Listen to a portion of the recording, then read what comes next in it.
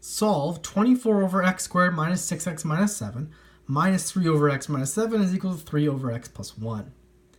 So to solve this equation, what we want to do is get rid of all of the denominators by multiplying all three terms by the same lowest common denominator. And to find that, first off, we have to factor this quadratic, and it factors into x minus 7 times x plus 1. And now we look at all three denominators, and you can see that the lowest common denominator would be x minus 7 times x plus 1. And so we multiply that by all three terms. You can see this is the first term, multiply it by the second term, and multiply it by the third term.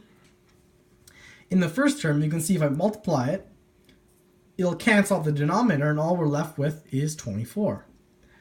In the second term, you can see that the x minus 7s will cancel out, and we'll be left with 3 times x plus 1. And don't forget the negative sign.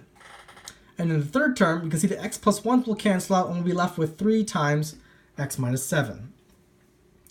And so now we use the distributive property. Negative 3 times x is negative 3x, and negative 3 times 1 is negative 3. And over here, 3 times x is 3x, and 3 times negative 7 is negative 21.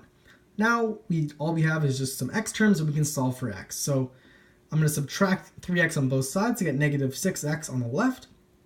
24 minus 3 is 21.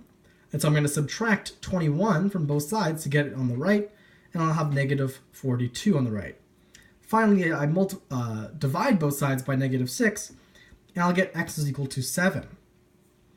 And finally, we have to confirm whether this is a solution of the original equation, or if it's in the domain of the original equation. And you can see it's not in this case, because if I plug in x equal to 7, I'll have 7 minus 7 here.